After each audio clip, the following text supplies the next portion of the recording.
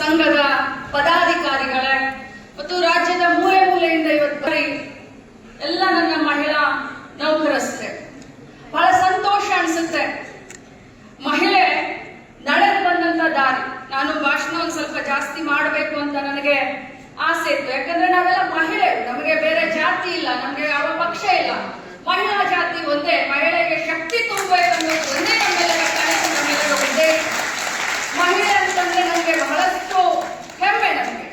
ನನಗೆ ಕೆಲವೊಂದು ಸಲ ನನಗೆ ಹೇಳ್ತಾರೆ ಜನ, ನೀನೇನಮ್ಮ ಬರೀ ಮಹಿಳಾ ಪರವಾಗಿದೆಯಾ, ನೀನು ಫೆಮಿನಿಸ್ಟ್ ಅಂತ ಕೇಳ್ತಾರೆ. ಫೆಮಿನಿಸ್ಟ್ ಅಂದ್ರೂ ಕೂಡ ಪರವಾಗಿಲ್ಲ, ಮಹಿಳೆಯರು ಮುಖ್ಯವಾಹಿನಿಗೆ ಬರಬೇಕು, ಮಹಿಳೆ ಸ್ವಚ್ಛಂದವಾದಂತ ಸ್ವತಂತ್ರವಾದಂತ ವಿಚಾರಧಾರೆಗಳನ್ನ ಇಟ್ಕೊಂಡು ಸಮಾಜದಲ್ಲಿ ಬದುಕನ್ನ ಕಟ್ಕೊಳ್ಬೇಕನ್ನುವಂಥದ್ದು ನಮ್ಮ ಉದ್ದೇಶ, ನಮ್ಮ ಸರ್ಕಾರದ ಉದ್ದೇಶ. ನಾನೆಲ್ಲ ನನ್ನ ಮಹಿಳಾ ನೌಕರಸ್ಥರ ಅಕ್ಕ ತಂಗಿಯರಿಗೆ ಹೇಳಲಿಕ್ಕೆ ಬಯಸ್ತೇನೆ, ಸರ್ಕಾರ, ಮಾನ್ಯ ಸಿದ್ದರಾಮಯ್ಯ ಸಾಹೇಬ್ರ ಸರ್ಕಾರ ಇರ್ಬೋದು ಅಥವಾ ನಮ್ಮ ಕಾಂಗ್ರೆಸ್ ಪಕ್ಷದ ಸರ್ಕಾರ ಯಾವಾಗ ಬಂದಿದೆ, ಮಹಿಳಾ ನೌಕರಸ್ಥರಿಗೆ ಮತ್ತು ಮಹಿಳೆಯರನ್ನ ಒಳಗೊಂಡಂತ ಅನೇಕ ಕಾನೂನನ್ನ ಮತ್ತು ಯೋಜನೆಯನ್ನ ತರುವಂತ ಕೆಲಸವನ್ನ ಯಾರಾದ್ರೂ ಮಾಡಿದ್ದಾರೆ ಅಂತ ಹೇಳಿದ್ರೆ ನಾವು ಸ್ವಾಭಿಮಾನಿಗಳು ಗಟ್ಟಿಯಾಗಿ ಹೇಳೋಣ, ಅದು ನಮ್ಮ ಸರ್ಕಾರ, ಸಿದ್ದರಾಮಯ್ಯ ಸರ್ಕಾರ, ಕಾಂಗ್ರೆಸ್ ಸರ್ಕಾರ. ನಾವು ನಡೆದಂತ ಇತಿಹಾಸವನ್ನ ನಾವು ಇವತ್ತು ನೆನಪಿಸ್ಕೊಳ್ಬೇಕಾಗುತ್ತೆ. ಒಂದು ಕಾಲದಲ್ಲಿ ಸತಿ ಸಹಗಮನ ಪದ್ಧತಿಯಿಂದ ನಾವೆಲ್ಲ ಎದ್ದು ಬಂದಿದ್ದೇವೆ. ಇದೇ ದೇಶದಲ್ಲಿ ಆ ಸಂಸ್ಕೃತಿ ಇತ್ತು. ಒಂದು ಕಾಲದಲ್ಲಿ ಸತಿ ಸಹಗಮನ ಪದ್ಧತಿ, ಗಂಡ ಸತ್ತ ತಕ್ಷಣ ಹೆಣ್ಣು ತಲೆಯೆಲ್ಲ ಬೋಳಿಸ್ಕೊಳ್ಬೇಕಾಗಿತ್ತು. ಯಾವ ರೀತಿ ವನವಾಸವನ್ನ, ಯಾವ ರೀತಿ ಜೀವನವನ್ನ, ನರಕ ಯಾತನೆಯನ್ನ ಕಂಡಂತ ಈ ಹೆಣ್ಣು ಇವತ್ತು ನಮ್ಮ ಭಾರತ ದೇಶದ ಹೆಮ್ಮೆ ಮಗಳು, ಕರ್ನಾಟಕ ರಾಜ್ಯದ ಹೆಮ್ಮೆ ಮಗಳು, ಇವತ್ತು ಯಾವ ಮಟ್ಟಕ್ಕೆ ನಾವು ಮುಂದೆ ಬಂದಿದ್ದೀವಿ ಅಂತ ವಿಚಾರ ಮಾಡಿದಾಗ ಒಮ್ಮೊಮ್ಮೆ ನಮಗೆ ಮನಸ್ಸು ಅನಿಸುತ್ತೆ. ಆದ್ರೆ ಈಗಿನ ಪ್ರಸ್ತುತ ಕಾಲಘಟ್ಟದಲ್ಲೂ ಕೂಡ, ಅದರಲ್ಲೂ ನೀವೆಲ್ಲರೂ ಕಲ್ತಂತವರು, ಸ್ವಂತ ಶಕ್ತಿಯ ಮೇಲೆ ಸರ್ಕಾರದಲ್ಲಿ ಯಾವುದೋ ಒಂದು ಉದ್ಯೋಗದಲ್ಲಿ ತಾವು ಕೆಲಸವನ್ನ ಮಾಡ್ತಾ ಇದ್ದೀರಾ, ಇಷ್ಟೊಂದು ಸಂಘಟನೆಯಲ್ಲಿದ್ದೀರಾ, ಬಹಳಷ್ಟು ಕಾಮನ್ ಸೆನ್ಸ್ ಇದೆ ತಮಗೆ, ಬಹಳಷ್ಟು ಕಲ್ತಿದ್ದೀರಾ. ಆದ್ರೂ ಕೂಡ ಇಂಥ ಸಂದರ್ಭದಲ್ಲೂ ತಾವು ಕೂಡ ಕಷ್ಟವನ್ನ ಅನುಭವಿಸ್ತೀರಾ ಅಂತ ನನ್ನ ಗಮನಕ್ಕೆ ಬಂದಾಗ ನಿಜವಾಗ್ಲೂ ನನಗೆ ಬಹಳಷ್ಟು ವಿಚಾರ ಮಾಡ್ಬೇಕಲ್ಲಪ್ಪ, ಈ ಮಟ್ಟಕ್ಕೆ ನಾವು ಬೆಳೆದ್ರೂ ಕೂಡ ಇನ್ನೂ ಹೆಣ್ಣಿನ ಶೋಷಣೆ ಆಗ್ತಾ ಇದೆ ಅಂತ ಒಮ್ಮೆ ವಿಚಾರ ಮಾಡ್ತಾ ಇರ್ತೀನಿ ನಾನು. ಇವತ್ತು ನಾವು ಕಾನೂನನ್ನ, ಸರ್ಕಾರದಲ್ಲಿ ಅನೇಕ ಯೋಜನೆಯನ್ನ ನಾವು 3ನೇ ಮಹಡಿಯಲ್ಲಿ ಕ್ಯಾಬಿನೆಟ್ ನಲ್ಲಿ ಡಿಸಿಷನ್ ತಗೊಳ್ತೀವಿ, ಮಾಡ್ತೀವಿ.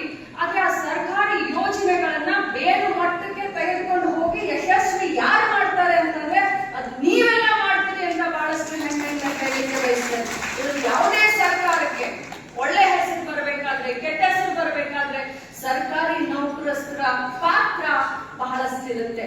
ನನ್ನ ಮಹಿಳೆಯರಿಗೆ, ನನ್ನ ಅಕ್ಕ ತಂಗಿಯರಿಗೆ ಹೇಳಲಿಕ್ಕೆ ಬಯಸ್ತೇನೆ, ನಾನು ಮೊದಲೇ ಹೇಳದ ಹಾಗೆ ಇವತ್ತು ಪ್ರಸ್ತುತ ಬಹಳಷ್ಟು ಜನ ಮಾತನಾಡಿದ್ದಾರೆ. ರೋಶ್ನಿ ಗೌಡ ಮಾತಾಡಿದ್ದಾರೆ, ನಾಗಲಕ್ಷ್ಮಿ ಚೌಧರಿ ಮಾತಾಡಿದ್ದಾರೆ, ಮಾನ್ಯ ಮುಖ್ಯಮಂತ್ರಿಗಳು ಕೂಡ ಹೇಳ್ತಾರೆ. ಮಹಿಳಾ ಸಬಲೀಕರಣದ ನಮ್ಮ 5 ಗ್ಯಾರಂಟಿಯಲ್ಲಿ 3 ಗ್ಯಾರಂಟಿ ಮಹಿಳಾ ಸಬಲೀಕರಣಕ್ಕೆ ನಾವು ತೆಗೆದುಕೊಂಡು ಬಂದಿದ್ದೀವಿ. ಗೃಹಲಕ್ಷ್ಮಿ, ಶಕ್ತಿ, ಬಹಳಷ್ಟು ಅನ್ನಭಾಗ್ಯ. ಆದ್ರೆ ಅದರ ಜೊತೆಯಲ್ಲಿ ಮೊನ್ನೆ ನಡೆದಂತ ನಮ್ಮ ICDS ಕಾರ್ಯಕ್ರಮ 50 ವರ್ಷದ ಸ್ವರ್ಣ ಸಂಭ್ರಮವನ್ನ ಮಾಡಿದಂತ ಸಂದರ್ಭದಲ್ಲಿ ಹೊಸದಾಗಿ ಅಕ್ಕ ಪಡೆ ಅಂತ ಹೇಳಿ ಮಹಿಳೆಯರ ಸುರಕ್ಷತೆಗೆ ಆದ್ಯತೆಯನ್ನ ಕೊಡಬೇಕು ಅಂತ ಹೇಳಿ ಅಕ್ಕ ಪಡೆಯನ್ನ 31 ಜಿಲ್ಲೆಯಲ್ಲಿ ನಾವು ನಮ್ಮ ಇಲಾಖೆ, ಮಹಿಳಾ ಮಕ್ಕಳ ಕಲ್ಯಾಣ ಇಲಾಖೆಯ ಜೊತೆಯಲ್ಲಿ ಗೃಹ ಇಲಾಖೆಯ ಸಂಯೋಗದೊಂದಿಗೆ ನಾವು ಪ್ರಾರಂಭ ಮಾಡ್ತಾ ಇದ್ದೇವೆ.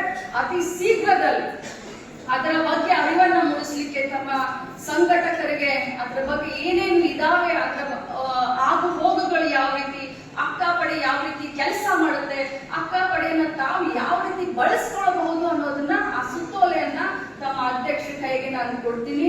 ತಮ್ಮೆಲ್ಲರಿಗೂ ಅಭಿನಂದಿಸ್ತೀನಿ. ಇನ್ನೊಂದು ಮಾತನ್ನ ಹೇಳಿ, ಯಾಕಂದ್ರೆ 12 ಗಂಟೆಗೆ ನಮ್ಮ ಕ್ಯಾಬಿನೆಟ್ ಮೀಟಿಂಗ್ ಇತ್ತು. ಆದ್ರೆ ಮಾನ್ಯ ಮುಖ್ಯಮಂತ್ರಿಗಳು ನೋಡಿ, ಉಪಮುಖ್ಯಮಂತ್ರಿಗಳು ಡೆಲ್ಲಿಗೆ ಹೋಗಿದ್ರು ಯಾವುದೋ ಒಂದು ಖಾಸಗಿ ಕಾರ್ಯಕ್ರಮದ ನಿಮಿತ್ತ. ಏರ್ಪೋರ್ಟ್ ಇಂದ ಸೀದಾ ನಮ್ಮ ಕಾರ್ಯಕ್ರಮ ಬಂದಿದ್ದಾರೆ ಅಂತಂದ್ರೆ ನಮ್ಮ ಮಹಿಳೆಯರು ಕೊಡುವಂತ ಒಂದು ಮರ್ಯಾದೆ. ಅದರ ಜೊತೆ ಮಾನ್ಯ ಮುಖ್ಯಮಂತ್ರಿಗಳು ಕ್ಯಾಬಿನೆಟ್ಗೆ 5 ನಿಮಿಷ ಹೆಚ್ಚು ಕಡಿಮೆ ಯಾವ್ದಾದ್ರು ಮಂತ್ರಿಗಳು ಬಂದ್ರೆ ವಾಚ್ ಕೊಡ್ಕೊಳ್ತಾರೆ, ನಮ್ಗೆಲ್ಲರೂ ಕ್ಲಾಸ್ ತಗೊಳ್ತಾರೆ. ಆದ್ರೆ ಇವತ್ತು ಸ್ವತಃ ಮುಖ್ಯಮಂತ್ರಿಗಳು 45 ನಿಮಿಷ ತಡವಾಗಿದ್ರು ಕೂಡ ಸುಮ್ಮನೆ ಕೂತ್ಕೊಂಡಿದ್ದಾರೆ ಅಂತಂದ್ರೆ ಮಹಿಳೆಯರಿಗೆ ಕೊಡುವಂತ ಗೌರವ, ಆದರ ಮತ್ತು ಸನ್ಮಾನ. ಒಂದು ವೇಳೆ ನಾವು ಯಾವತ್ತಿಗೂ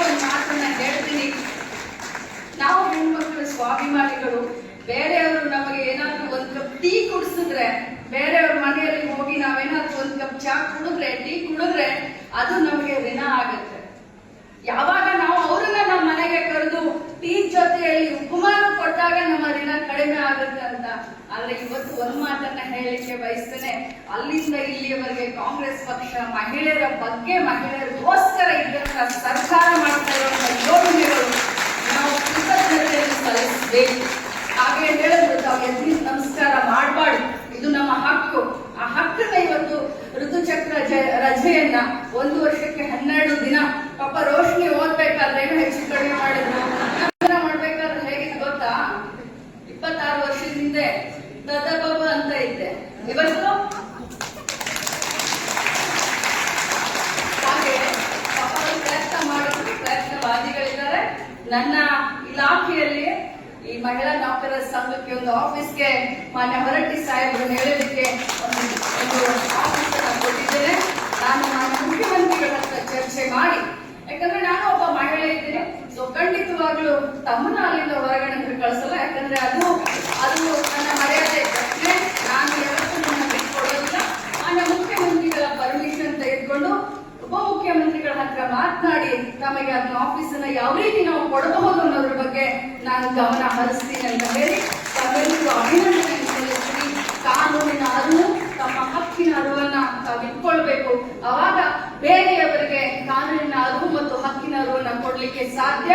ಸಂವಿಧಾನ ಶಿಲ್ಪಿ ಡಾಕ್ಟರ್ ಅಂಬೇಡ್ಕರ್ ಅವರ ಕಂಡಂತ ಕನಸು ನನಸಾಗಲಿಕ್ಕೆ ಸಾಧ್ಯ ಅಂತ ಹೇಳ್ತಾ ಇನ್ನೊಮ್ಮೆ ತಮ್ಮೆಲ್ಲರಿಗೂ ಅಭಿನಂದಿಸಿ ನನ್ನ ಮಾತು. ಜೈ ಹಿಂದ್, ಜೈ ಕರ್ನಾಟಕ, ಜೈ ಮಹಿಳಾ.